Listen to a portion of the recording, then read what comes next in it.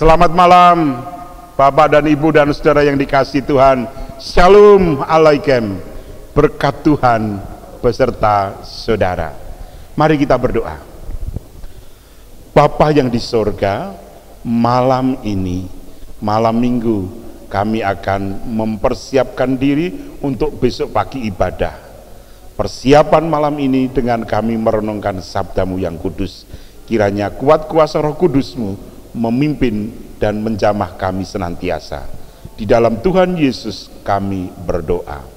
Amin. Firman Tuhan malam hari ini saya ambilkan dari Injil Lukas 22 ayat 3 sampai 6. Injil Lukas 22 ayat 3 sampai 6. Maka masuklah iblis ke dalam Yudas yang bernama Iskariot, seorang dari ke-12 murid itu. Lalu pergilah Yudas kepada imam-imam kepala dan kepala-kepala pegawai bait Allah dan berunding dengan mereka bagaimana ia dapat menyerahkan Yesus kepada mereka. Mereka sangat gembira dan bermufakat untuk memberikan sejumlah uang kepadanya. Ia menyetujuinya dan mulai dari waktu itu ia mencari kesempatan yang baik untuk menyerahkan Yesus kepada mereka tanpa setahu orang banyak. Demikian pembacaan firman Tuhan. Berbahagialah kita semua yang mendengarnya dan yang meyakininya. Amin. Sebelum kita merenungkan, mari kita angkat satu pujian dari Kidung Jemaat 369A, bait pertama dan kedua.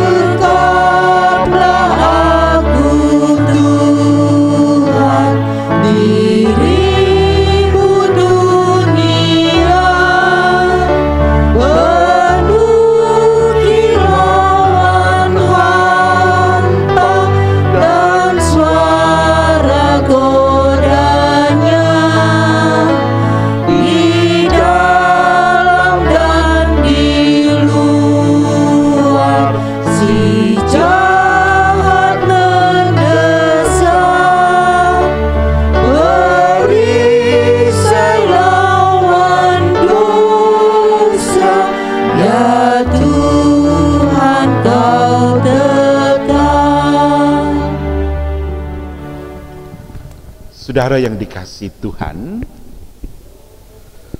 orang Yahudi sudah sangat pusing untuk mencari akal dan cara bagaimana bisa menangkap Yesus,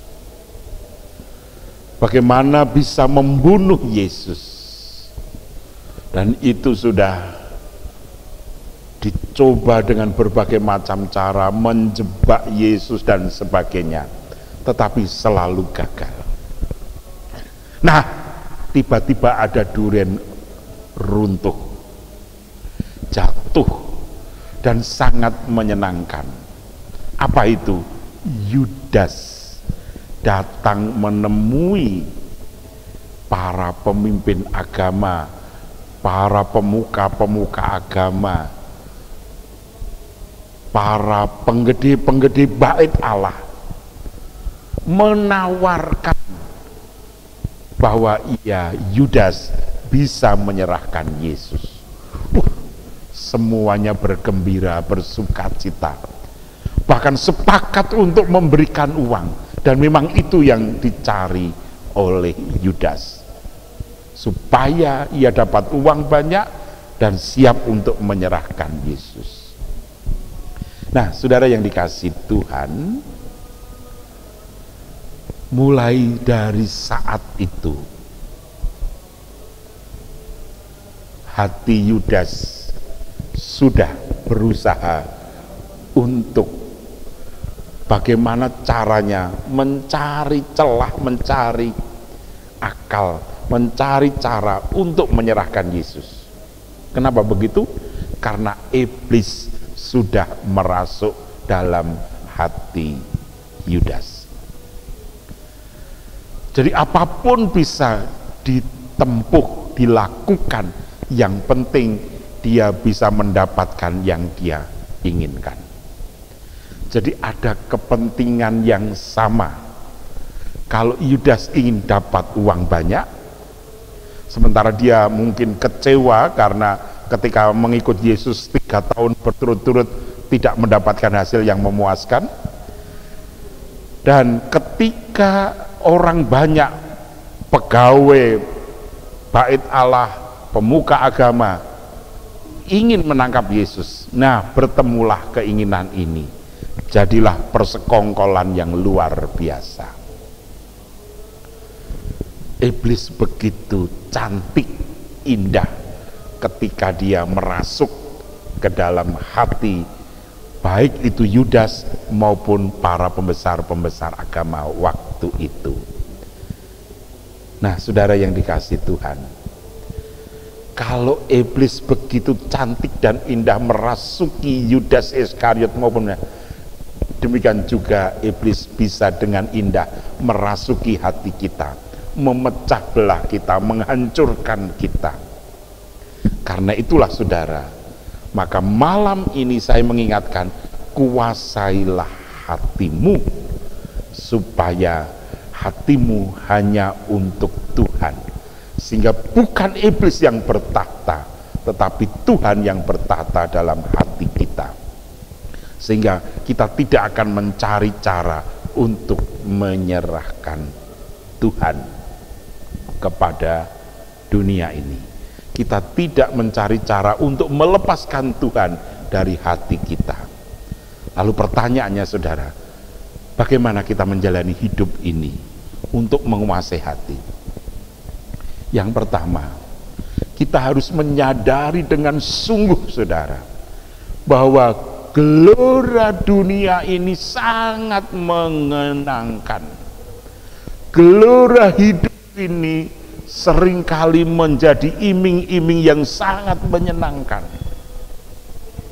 Dan kalau kita tidak tahan uji, maka akan dengan mudah bisa menyerahkan hati kita kepada iblis dan tidak lagi kepada Tuhan.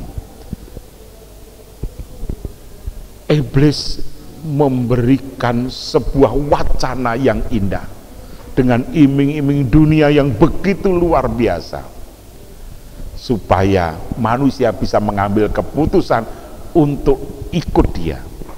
Jadi setiap hari itu iblis kampanye, ikutlah aku, ikutlah aku. Maka ketika kita tertarik ikut iblis dan mengambilkan ya aku ikut iblis, maka disitulah kepentingan iblis terpenuhi dan kita kalah. Karena itu saudara yang kasih Tuhan, maka yang pertama saya mengajak saudara, mari kita kuasai hati kita supaya kita tidak kalah dengan arus dunia ini, arus jagat ini. Tetapi sebaliknya, justru arus jagat itu bisa kita kendalikan dan kita bisa terus membuka hati untuk memuliakan Tuhan. Yang kedua, saudara yang dikasih Tuhan, Mari senantiasa kita nyatakan dengan indah, dengan jujur kepada semua orang bahwa Yesus adalah Tuhan. Jangan mencari kambing hitam, jangan mencari alasan, jangan mencari pembenaran untuk kita mengambil keuntungan dengan menyingkirkan Yesus. Tapi sebaliknya, justru ketika kita membuka hati untuk Tuhan Yesus, berarti kita membuka hati untuk berkat. Kenapa demikian? Karena Tuhan Yesus yang punya berkat. Berkat ini punya Tuhan Yesus. Karena itulah, maka ketika kita membuka hati untuk Yesus, itu sama dengan kita membuka, menerima dengan sukacita berkat yang dari Tuhan. Dan yang terakhir, yang ketiga, kita dengarkan suara Tuhan. Lihat, aku berdiri di muka pintu dan mengetuk. Barang siapa membukakan pintu, aku akan masuk dan ikut makan bersama-sama di dalam. Apa yang diketuk oleh Yesus? Pintu hati kita. Maka mari kita buka pintu hati kita selebar-lebarnya untuk Yesus bertahta di dalam hati kita. Jangan iblis yang bertahta, tetapi Yesus yang bertahta di dalam hati kita. Pastilah saudara menjadi pemenang. Amin. Mari kita berdoa.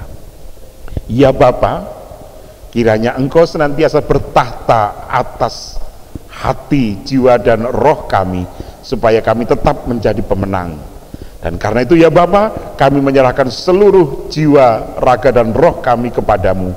Biarlah hanya kuat kuasa Roh Kudus-Mu yang menguasai kami. Terima kasih Bapa. Di dalam Tuhan Yesus kami berdoa Bapa. Amin.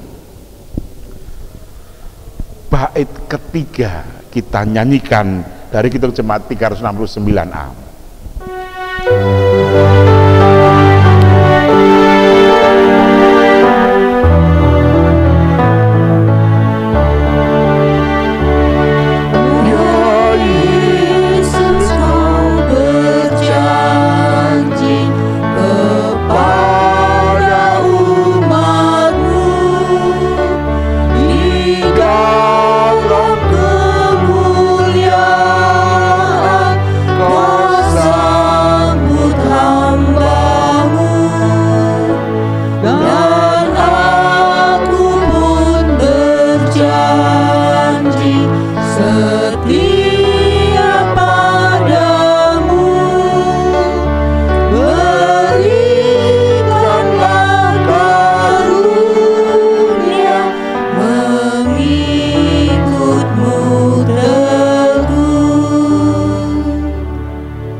Damai sejahtera Tuhan Yesus Kristus dan kasih Allah serta tuntunan Roh Kudus menyertai saudara senantiasa. Amin. Terima kasih, sampai ketemu besok pagi jam 6:30 dalam ibadah minggu. Nun.